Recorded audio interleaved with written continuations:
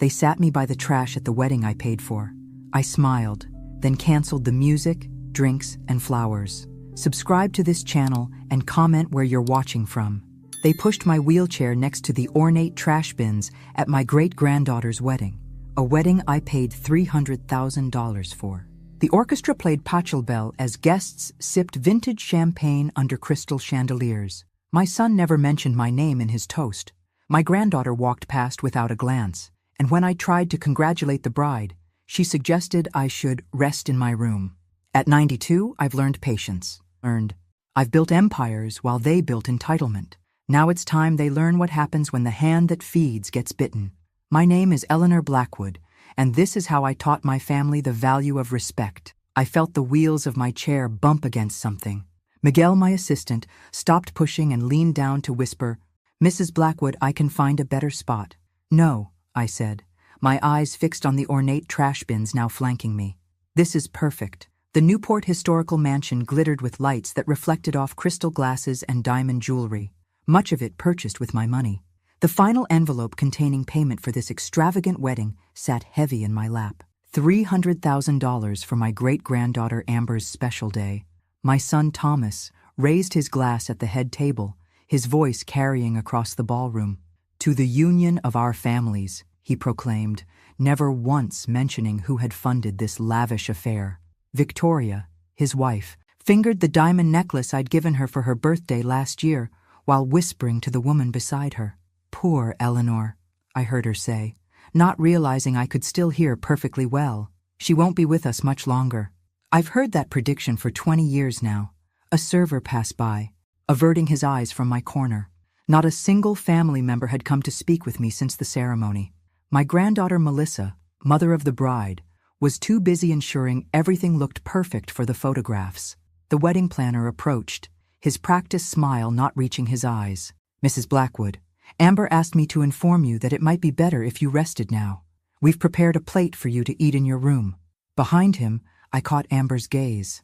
My great-granddaughter, resplendent in her $85,000 Vera Wang gown, glanced at me with barely disguised irritation before turning back to the photographer with a radiant smile. Something crystallized inside me in that moment. Not anger, I'm too old for such wasteful emotions, but clarity. After decades of manipulation, I finally saw with perfect clarity what I had created. A family of entitled parasites who saw me as nothing but a convenient ATM with an expiration date. I nodded to Miguel, who had worked with me for 10 years and knew every financial secret that kept the Blackwood family living in luxury. "Miguel," I whispered, my voice steady despite the ache in my chest. "It's time for Protocol Cinderella." His eyes widened slightly. "Are you certain, Mrs. Blackwood? We established this plan 3 years ago, but I never thought—" I smiled, feeling a strange lightness spread through me. "At 92, Miguel, certainty is one of the few luxuries I have in abundance." I glanced down at the check in my lap. It's time they learned the value of what they've always taken for granted. My fingers, arthritic but still functional, reached for my phone. I pulled up a message I'd drafted long ago but never expected to send.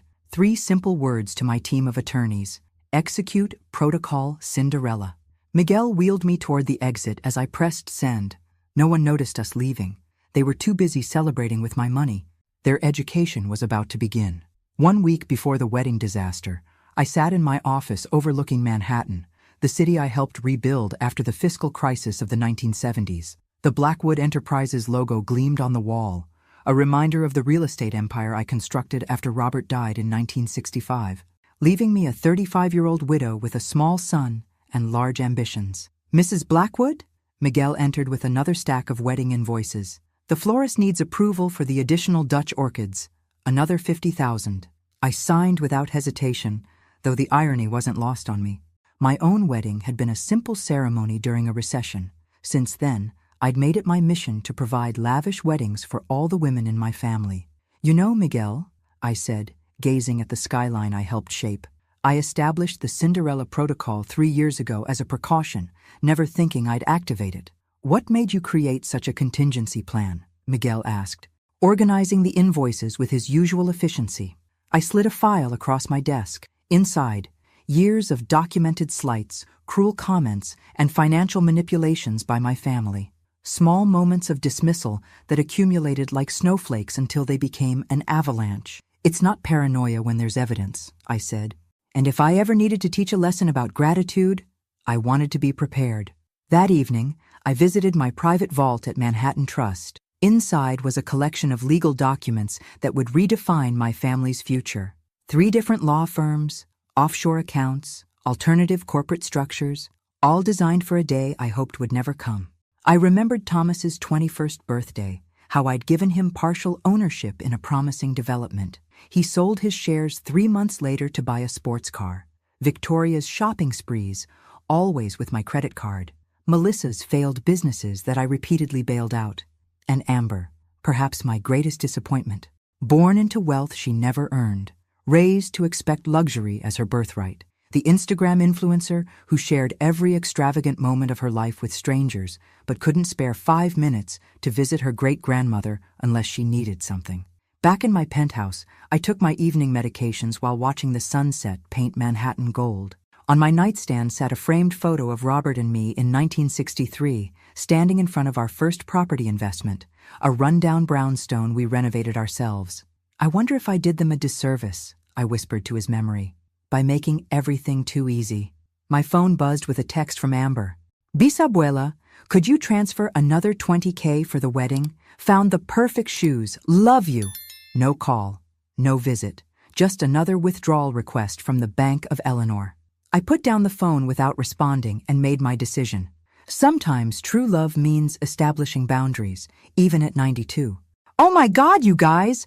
My great-grandma is literally the best! Amber's voice echoed through the exclusive Manhattan Club hosting her bachelorette party. She waved her diamond-encrusted phone at the camera, live-streaming to her 250,000 Instagram followers. She just transferred $20,000 for my wedding shoes. I didn't even have to ask twice. I watched the video later that night, sent to me by Miguel, who monitored social media for business purposes. What Amber didn't show her followers was that she hadn't visited me in 3 months, despite living 20 minutes away. The next morning, I attended a wedding planning meeting at Amber's insistence. Though attended might be generous, they seated me in the corner while the planner reviewed final details. The ice sculpture needs to be taller, Amber insisted, scrolling through her phone as she spoke. And we need the Dom Perignon for toasts, not the Veuve Clicquot. The wedding planner winced. Miss Blackwood, that would add another... Don't worry about the budget, Amber interrupted with an eye roll. My great-grandmother will cover it. She always does. She glanced my way briefly. Right, bisabuela? Before I could answer, she'd already turned back to the planner. I was merely the checkbook in the corner. That evening, I invited Jason, Amber's fiancé, for tea. Unlike the rest of them, he came from a middle-class family that valued hard work. I'd always appreciated his quiet dignity. Mrs. Blackwood, he said, accepting the cup from Miguel, I wanted to thank you personally for your generosity. This wedding is beyond anything my parents could have provided. You seem uncomfortable with its extravagance, I observed. He hesitated. It's just, shouldn't we be focusing on building our future together rather than one elaborate day? And what does Amber think about that? She says this is normal for your family. He shifted in his seat. Mrs. Blackwood, may I ask something? Why aren't you more involved in the planning? You're financing everything, but they barely include you. I studied him carefully. Perhaps I've enabled certain expectations over the years. I suggested we should include you more in the preparations, he admitted. But Amber said you're... He stopped, embarrassed. Senile? I supplied. Too old to have relevant opinions? His silence was answer enough. After he left, I opened my laptop and reviewed the contracts I'd established with every wedding vendor. Each agreement contained 2 special clauses: 50% payment up front, non-refundable, with the remaining 50% due after the event, and the option to cancel services without penalty up to 24 hours after the reception began. Miguel entered with my evening medication. He seems like a good man, he said, nodding toward the door Jason had exited. Yes, I agreed. I wonder if he knows what he's marrying into. I closed the laptop, my decision solidifying. Miguel, call Christine in Maine. Tell her to prepare the house. And contact the attorneys. I want to review the final documents for Protocol Cinderella. You're really going through with this? He looked concerned. I gazed at the Manhattan skyline I'd helped build. The problem with creating a safety net for people, Miguel, is that they never learn to fly on their own. The car is ready, Mrs. Blackwood. Miguel stood in the doorway of my bedroom as I finished packing essentials. Not much. At 92, you learn what truly matters. And the documents? I asked, closing my suitcase. All prepared. The attorneys confirmed everything is in order. We drove to Miguel's Brooklyn apartment, a spacious loft I'd helped him purchase 5 years ago. It would serve as our command center for the next phase of Protocol Cinderella. Walk me through it again, I said, as he helped me settle into his guest room, adapted for my needs months earlier. Miguel laid out folders on the bed. All vendors have signed the special contracts. First payment made, second contingent on your approval after the ceremony begins. He opened another folder. Your medical evaluations from 3 separate neurologists, all confirming your cognitive clarity and legal capacity. Full power of attorney documents giving me authority to execute financial decisions in your absence. And the transfers? Completed last week. 80% of your liquid assets moved to the secure accounts only accessible by you and the trustee.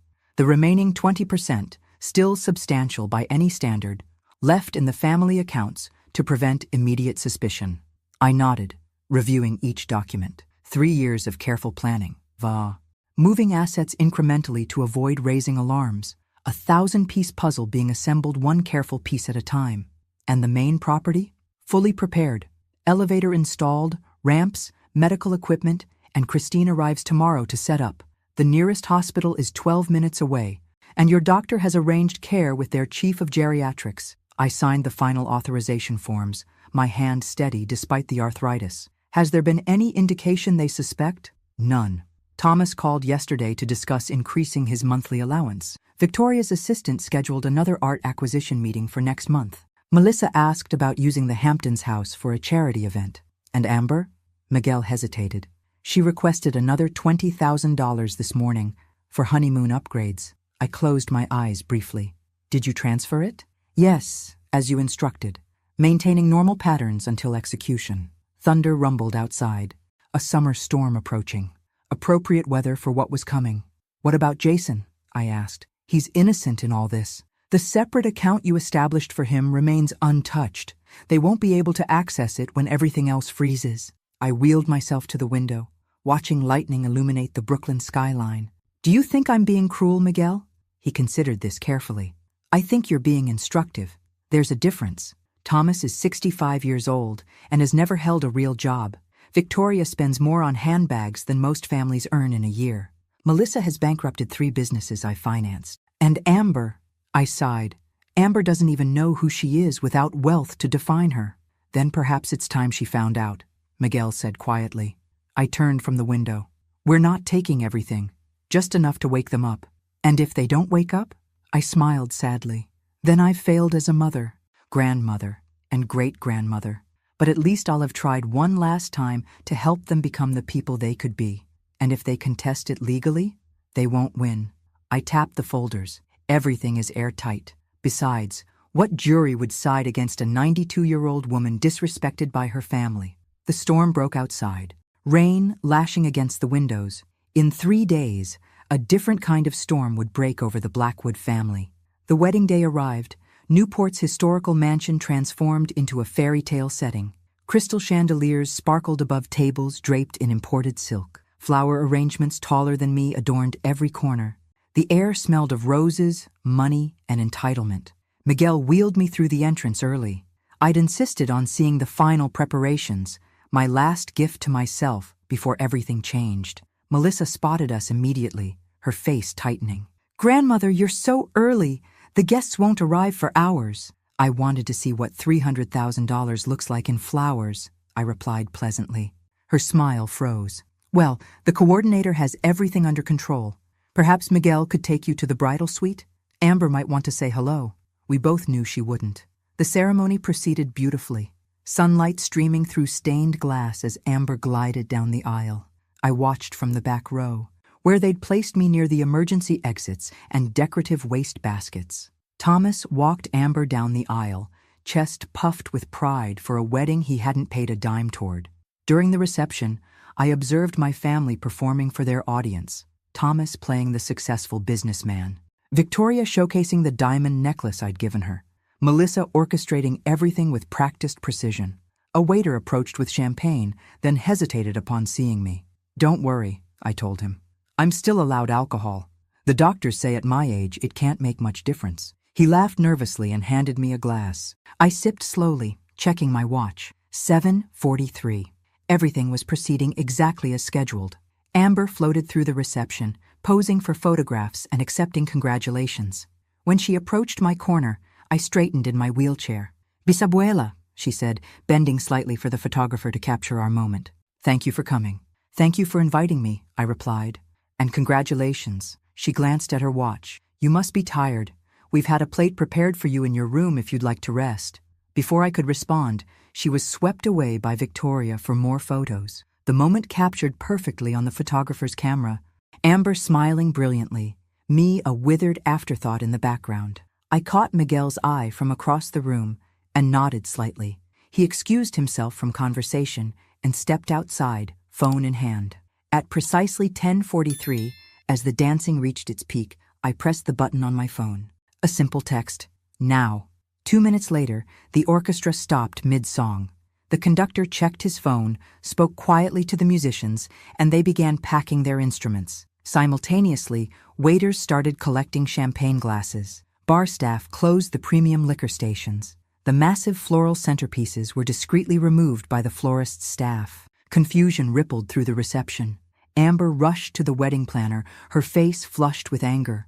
Thomas pulled out his wallet, only to have his credit card declined. Victoria's frantic calls to their accountant went straight to voicemail. I signaled Miguel to wheel me out during the confusion. No one noticed our departure. They were too busy trying to salvage what remained of their perfect day. In the car waiting outside, I watched through the window as the exterior lights of the mansion dimmed, leaving only security illumination. "Protocol Cinderella is active," Miguel confirmed, checking his tablet. "Then it's time for me to rest," I said, as my great-granddaughter suggested. The car pulled away from the chaos I'd orchestrated, heading toward a future neither I nor my family had truly prepared for. The morning after the wedding disaster, I watched the sunrise from the porch of my main home. The Atlantic stretched before me, constant in ways family had never been. My wheelchair fit perfectly in the space designed for it, one of many modifications made to this property over the past year. Christine, my new nurse, brought coffee. "Your blood pressure is excellent this morning, Mrs.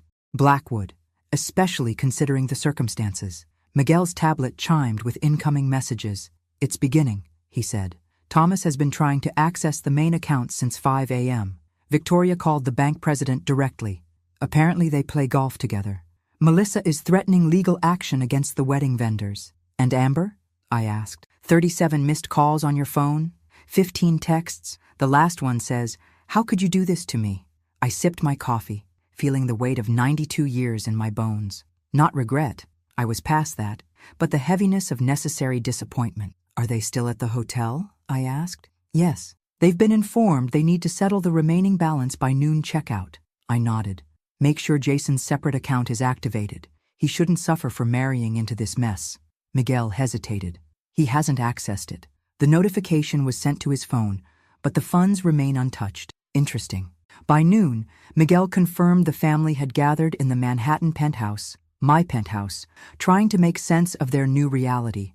The security system recorded their arrival, their frantic searching for documents, their increasingly desperate phone calls. "They found the first letter," Miguel reported, watching the security feed on his tablet.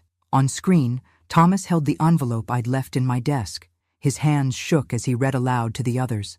"Dear family, if you're reading this, you've discovered that access to the primary Blackwood accounts has been temporarily suspended. This is not a mistake or a technical error.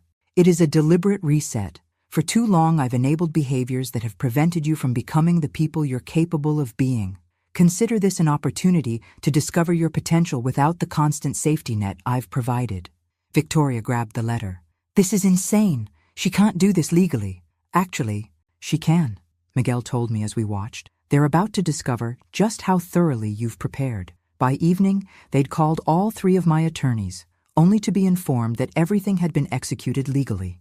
They'd contacted the banks, only to learn that the account structures had been gradually, legitimately altered over 3 years. They'd even called Adult Protective Services, suggesting I was being manipulated, only to be presented with my recent neurological evaluations. Time for phase 2, I told Miguel after dinner. Send the individual assessments. Each family member would receive a personalized document detailing their financial reality.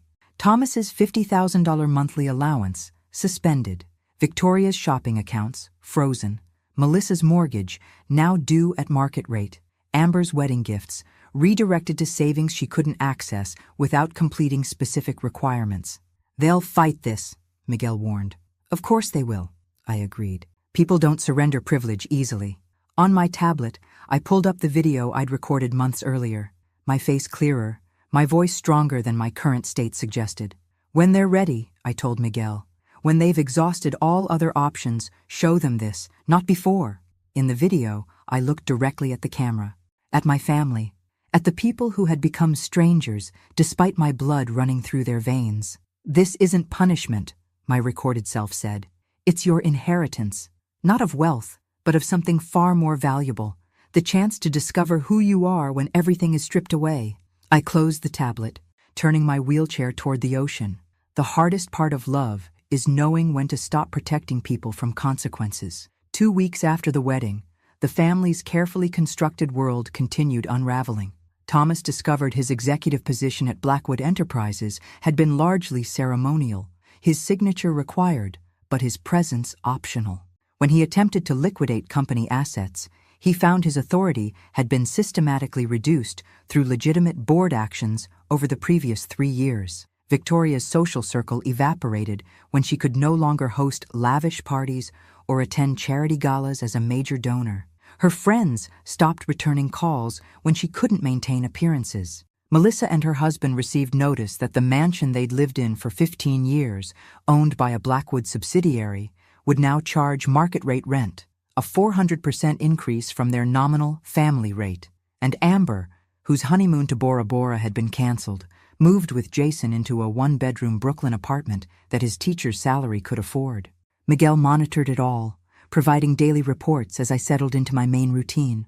Mornings on the porch, afternoons reviewing business matters with my remaining loyal executives via secure video calls, evenings writing in my journal, documenting this unconventional final chapter of my life. They've hired a private investigator, Miguel informed me one morning. To find you. I nodded, unsurprised. How long will it take? We've established enough misdirection to give us 3 weeks, maybe 4. Good. They need time to feel the reality of their situation before confronting me. That afternoon, a secure email arrived from Jason, not Amber. I read it twice before calling Miguel. He's reached out independently, I told him. He wants to meet, alone. 3 days later, Jason arrived at a neutral location, a restaurant in Portland owned by a corporation not visibly connected to Blackwood Enterprises. Miguel vetted him thoroughly before I agreed to the meeting. Mrs. Blackwood, Jason said, rising as I was wheeled to the private dining room. He looked thinner, his eyes shadowed from stress. Please sit, Jason. You look exhausted. He managed a weak smile. It's been educational. I imagine so. How is married life treating you? His hands fidgeted with the water glass. Amber is struggling. They all are. That was inevitable. Why did you do it? He asked directly. Why not just cut them off completely? Why the elaborate setup at the wedding? I studied him carefully. Do you remember what Amber said to me at the reception?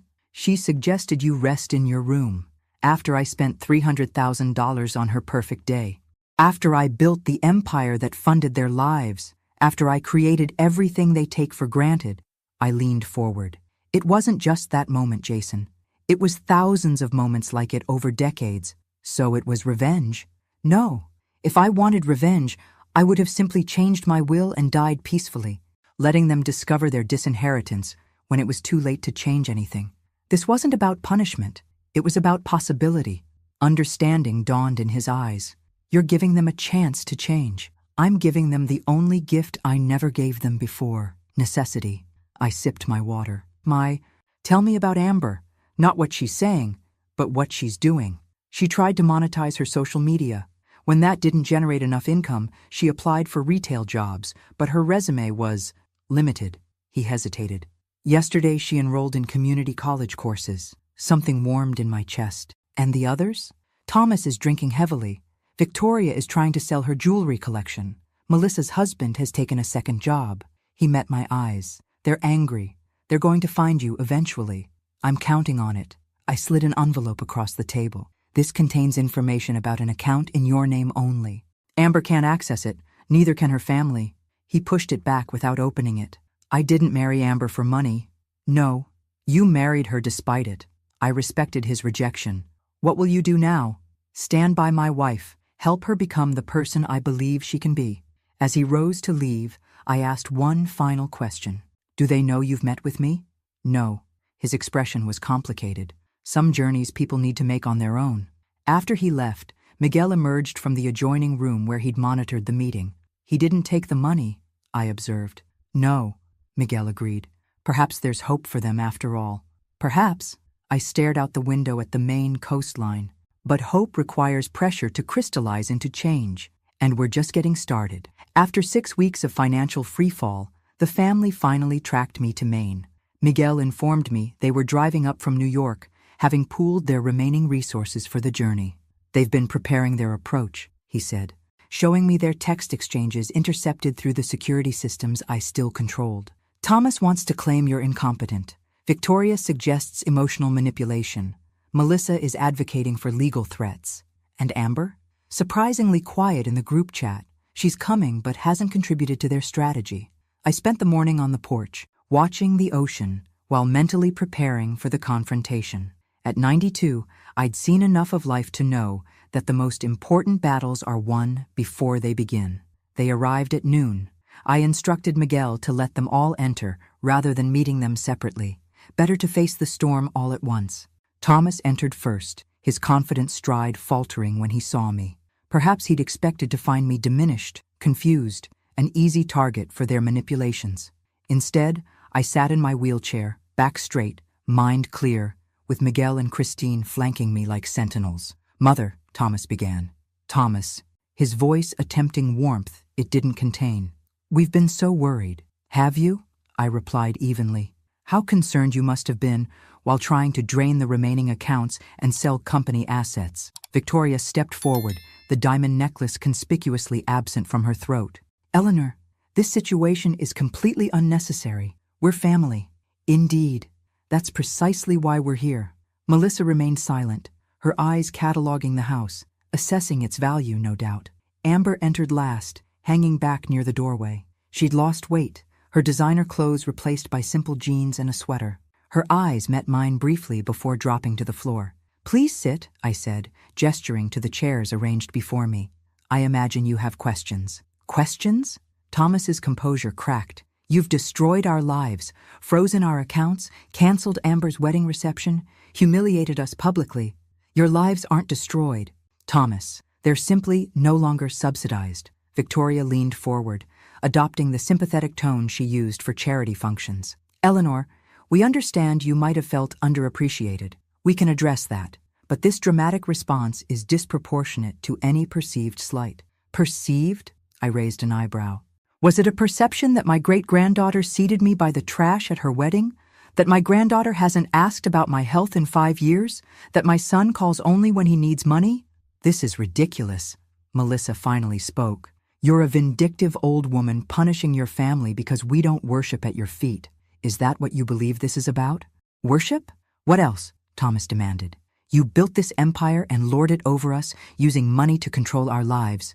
Control? I laughed softly. My dear son, if I wanted control, I would have simply required you to work for your allowance. What you've experienced isn't control, it's its absence. For the first time, you're facing the consequences of your own choices. Victoria's facade cracked. What do you want from us? Groveling? Public apologies? What will it take to end this cruelty? I studied each of their faces. The anger, the entitlement, the bewilderment of people facing an inconvenience they couldn't buy their way out of. I want nothing from you, I said finally. That's what you fail to understand. This isn't a negotiation where you can offer the right words to restore the status quo. The old arrangement is gone permanently. You can't do this, Thomas shouted, rising from his chair. We'll contest this legally. You're clearly not mentally competent. Miguel silently placed a folder on the table.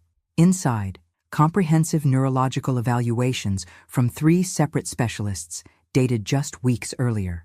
Beside them, documentation of every legal step taken to restructure the family finances, all executed gradually, legitimately, over years. "You're welcome to try," I said calmly, "but I've had decades to plan this moment. Do you really believe I left anything to chance?" As reality settled over them, Amber finally spoke, her voice quiet but steady. "What happens now?" It was the first honest question anyone had asked. The confrontation continued as afternoon shadows lengthened across the porch. Thomas paced, alternating between threats and awkward appeals to family loyalty. Victoria's charm offensive devolved into thinly veiled accusations about my mental state. Melissa calculated aloud what my care must cost, implying I was being financially exploited by Miguel. Through it all, I remained silent, letting them exhaust themselves against the unmovable reality I'd created. Only Amber remained quiet, watching the performance with increasingly detached eyes. Finally, when their arguments began circling back on themselves, I raised my hand. "Enough," I said, my voice cutting through their noise. "You've had 6 weeks to adjust to your new circumstances. Tell me what you've learned." "Learned?" Thomas scoffed. "That you've lost your mind? That you never really loved us," Victoria added bitterly. "That money was always more important to you than family," Melissa concluded. I turned to Amber. "And you, great-granddaughter? What have you learned?" She met my gaze directly for the first time. "That I don't know how to do anything." Her honesty cut through the pretense. "That I built my entire identity around what I owned, not who I am." The others stared at her in shocked silence. "Continue," I encouraged. "I can't even make pasta without burning it," she admitted. "I've never paid a bill, never worked a real job, never finished anything difficult." Her voice strengthened. "But I've started figuring it out. Community college classes, a part-time job at a coffee shop, learning to live on what Jason makes." "And how does that feel?" I asked. "Terrible," she almost smiled. "And also, real, for the first time." Thomas recovered from his surprise. "Don't tell me you're buying into this manipulative nonsense, Amber. She's trying to break us, to make us beg." "Is that what you think this is about, Thomas?" I asked. "Making you beg? What else could it possibly be?" I gestured to Miguel, who brought forward a tablet. "I'd like to show you something." On screen appeared the security footage from my Manhattan office, dated 3 years earlier. In it, Thomas entered with Victoria when they thought I was at a medical appointment. They rifled through my desk, photographing documents, discussing how they could access more funds once I finally kicked the bucket. "I've known who you are for a very long time," I said, as Thomas's face drained of color. "This isn't about punishment. It's about honesty." Miguel advanced to another video, Melissa instructing household staff not to bother me with trivial family matters because I was declining rapidly, while I was in the next room, perfectly lucid. Finally, footage from Amber's wedding planning, where she laughed with friends about how the old lady doesn't even know how much everything costs, and how they could probably get another $50,000 for the honeymoon if we play it right. No one spoke as the videos ended. Even their righteous indignation had limits when confronted with their own unguarded moments. "I didn't show you these to shame you," I said quietly, "but to establish that we're past the point of pretending. I know exactly who you've become. The question is, do you? What do you want from us?"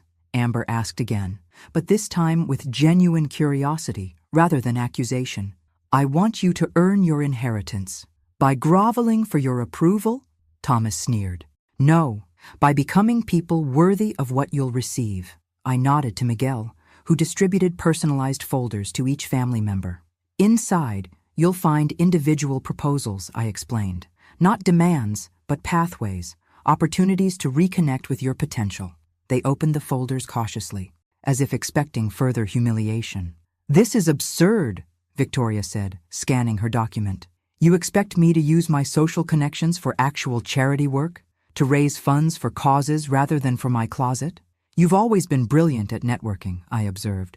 "Why waste that talent on superficial pursuits?" Thomas stared at his proposal. "A position with the foundation helping senior entrepreneurs? I'm not qualified." "Precisely the point." Melissa's face flushed. "Managing affordable housing projects? This is beneath me." "Is helping families find homes they can afford beneath anyone?" Finally, Amber looked up from her folder. You want me to finish my degree and complete an internship with the company's social responsibility division? Yes. Why not just give us back our allowances with conditions attached? Thomas demanded. Why this elaborate scheme? Because money without meaning destroyed you once already, I replied simply. I won't make that mistake again. As they absorbed this, I continued. You have 1 week to decide. Accept these paths forward or continue on your current trajectory without my further intervention. Either way, the old arrangement is gone forever. And if we refuse, Victoria challenged, then you'll discover who you are without wealth to define you. Some might call that the ultimate inheritance. They left in stages, Thomas and Victoria first, fuming, Melissa shortly after, already on her phone seeking legal counsel. Amber lingered on the porch, watching the sunset paint the Atlantic gold. Why didn't you just tell us how you felt? She asked finally. Would you have listened? Her silence was answer enough. 3 months after the family confrontation, I received the first progress reports from the trustees overseeing my reformation project. Thomas had reluctantly begun work with the Senior Entrepreneur Program, showing up precisely on time and leaving the moment his required hours were completed.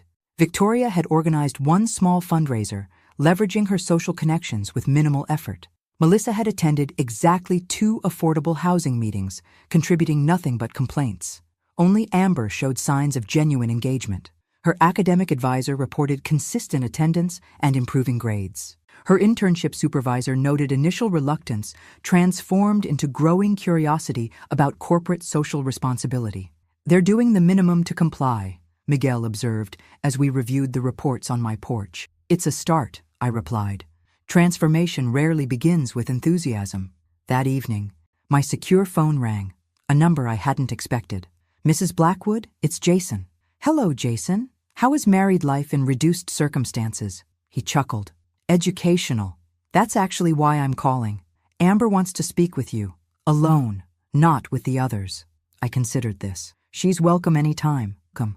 Without the family delegation, 2 days later, Amber arrived alone, having taken the bus from Portland after flying from New York. No longer the Instagram princess with perfect styling, she wore simple jeans and a sweater, her hair in a practical ponytail.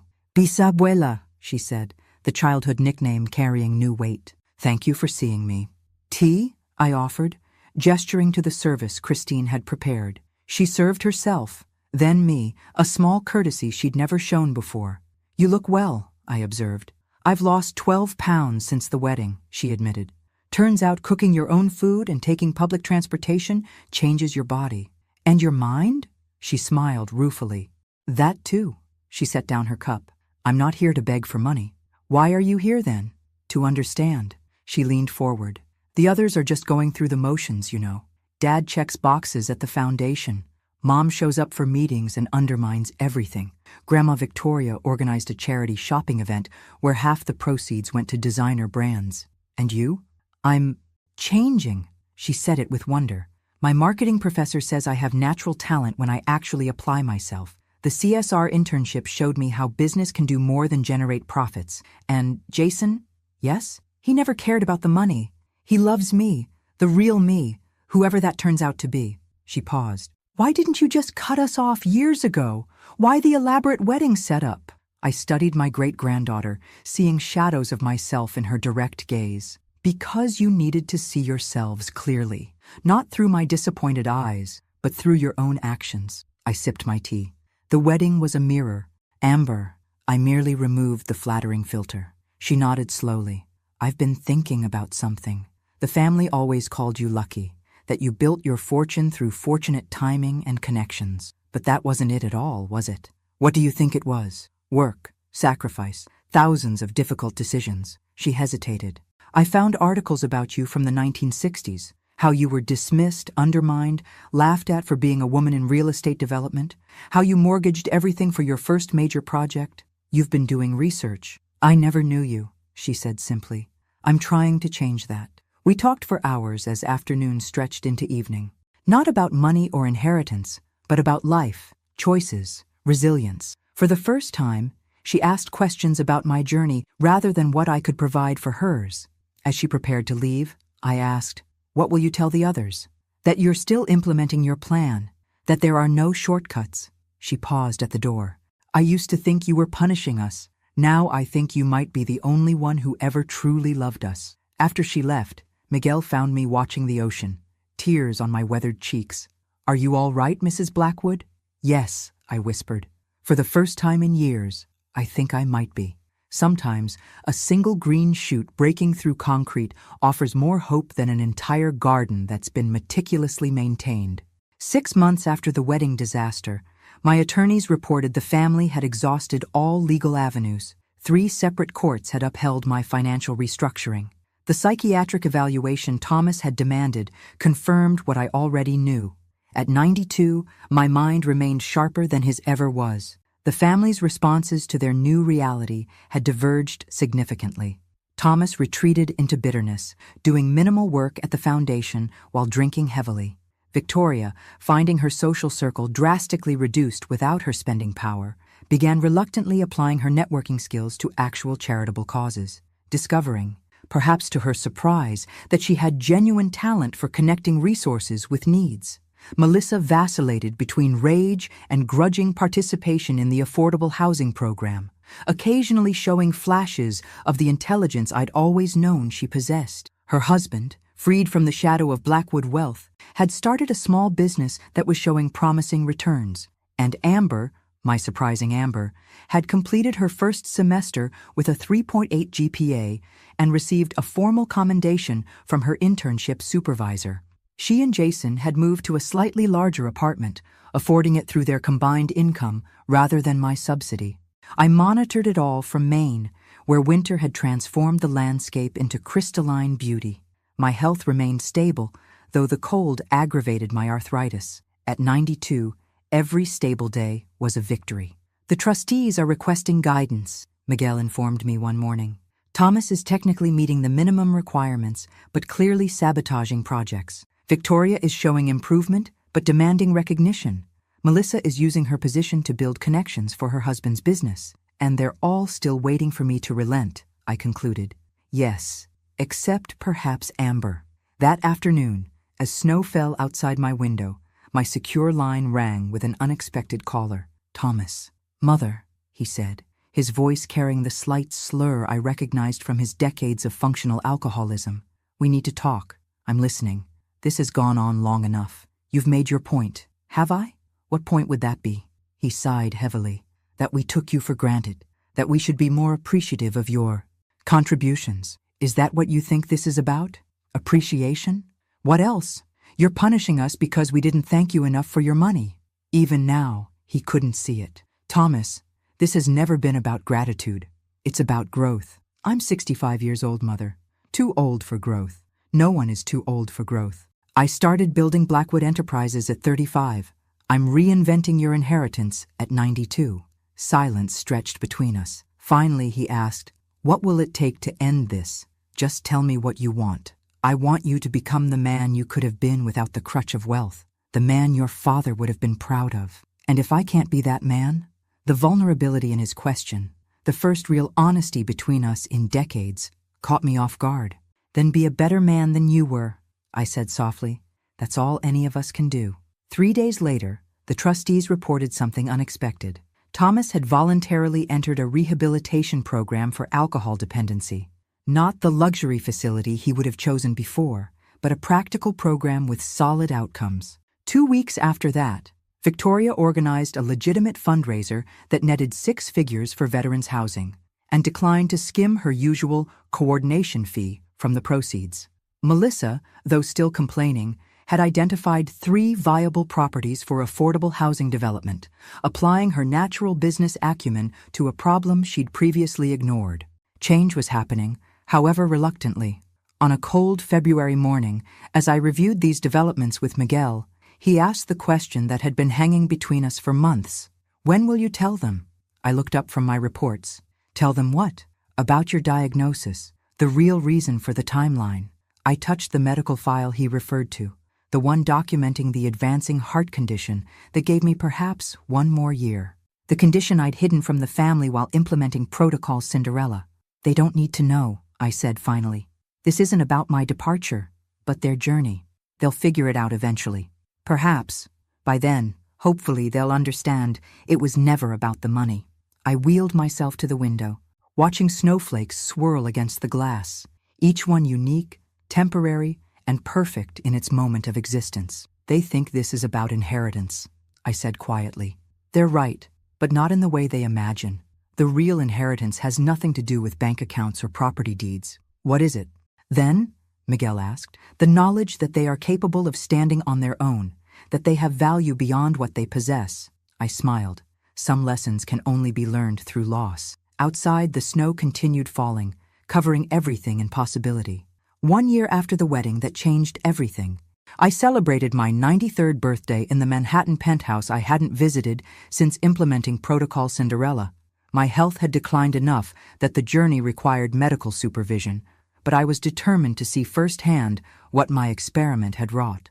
The family gathered not out of obligation, but invitation, my first to them since their world collapsed. They entered cautiously, as if expecting another financial ambush. Thomas arrived first, 6 months sober, his face thinner but his eyes clearer than they'd been in decades.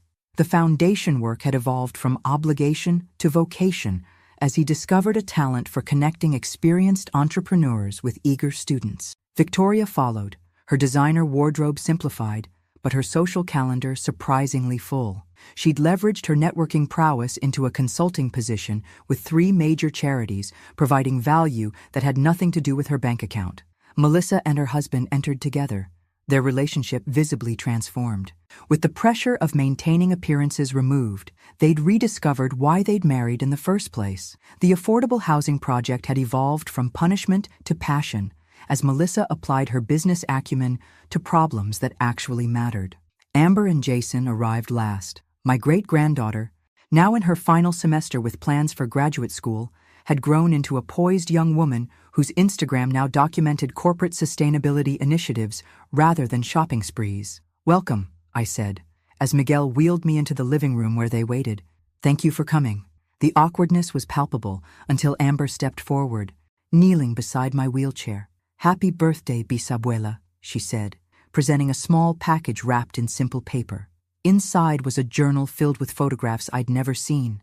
Amber at her coffee shop job, her first A+ college paper, the community garden she'd helped establish in Brooklyn.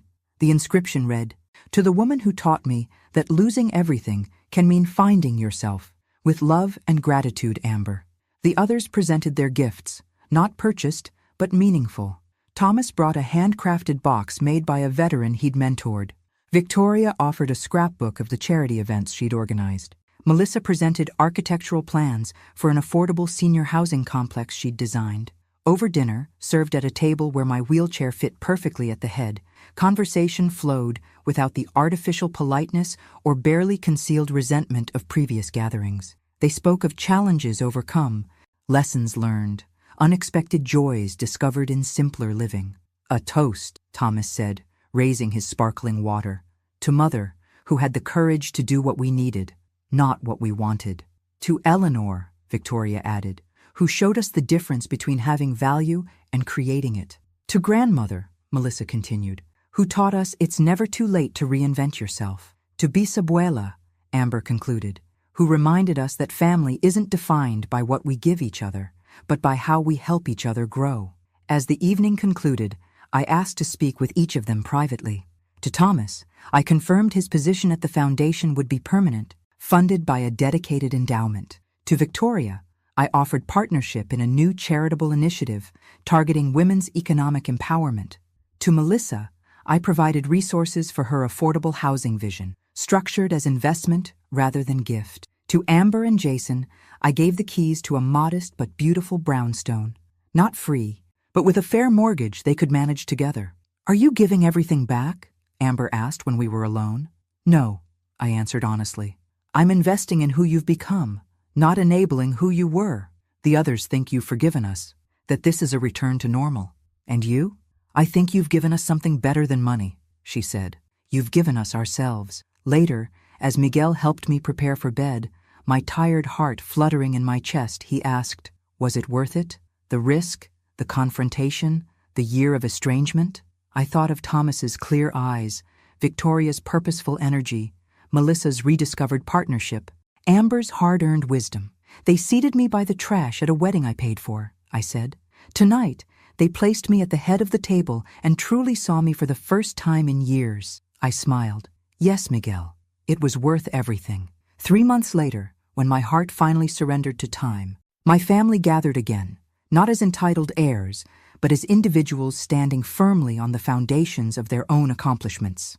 The true protocol Cinderella had never been about midnight deadlines or glass slippers, but transformation. They discovered my final gift wasn't the carefully structured trust that would support without enabling them, nor the company shares distributed based on merit rather than birthright.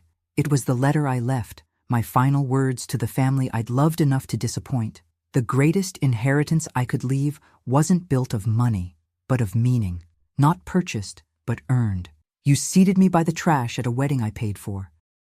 Thanks for listening. Don't forget to subscribe and feel free to share your story in the comments. Your voice matters.